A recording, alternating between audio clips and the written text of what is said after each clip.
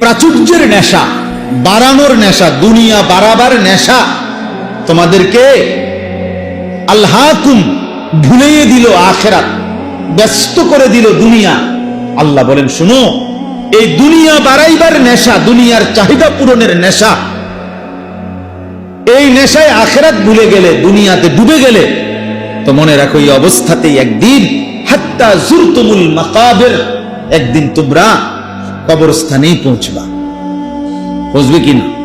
পৃথিবীর ব্যস্ত মানুষটার মৃত্যু হবে না, পৃথিবীর অবসর মানুষের মৃত্যু হবে, পৃথিবীর সুস্থ মানুষের মৃত্যু হবে, পৃথিবীর অসুস্থ মানুষের মৃত্যু হবে, পৃথিবীর সবচেয়ে সম্পদশালী ব্যক্তির মৃত্যু হবে, পৃথিবীর একদম অভাবী ফকিরের মৃত্যু হবে।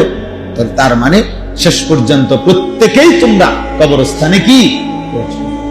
প্রিয় নওজোয়ান, মোবাইলের এই আসক্তি থেকে নিজেকে বাঁচাও। রাত নাই, দিন নাই, সকাল নাই, দুপুর নাই, এটা কোনো জীবন না বাপ, এটা কোনো জিন্দিগি হইতে পারে না, এটা সুস্থ স্বাভাবিক কোনো মানুষের জীবন নয়। এটা কমপক্ষে দুনিয়ারও যে আয় উপার্জন করে, দুনিয়াতেও যে সম্পদশালী হতে চায়, তারও কাজ এটা না।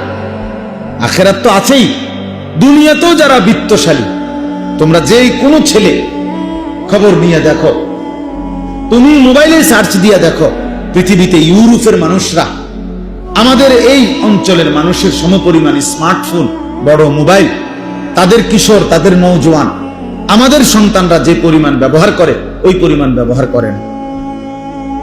কোরআনে আছে জাহান্নামী ফেলবার পরে আল্লাহর কাছে ভীষণ আযাবে, আগুনে আল্লাহর কাছে তিনটা জিনিস চাইবে।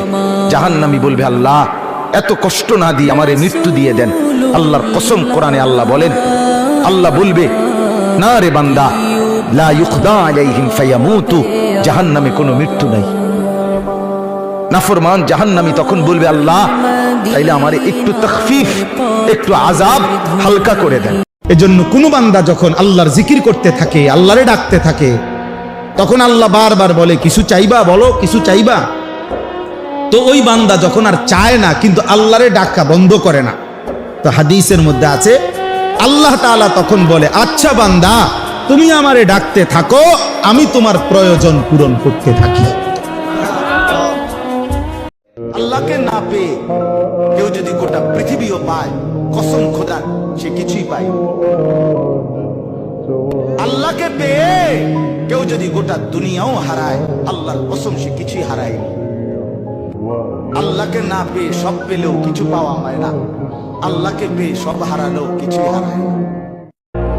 একজন স্বামী ইচ্ছা করলে প্রয়োজনে স্ত্রীর কাছে এক ফোঁটা চোখের পানি ফেলেন, ফেলে বলেন, বিবি তোমার আমি অনেক ভালোবাসি, তুমি আল্লাহর ওয়াস্তে বেপর্দা হইও না,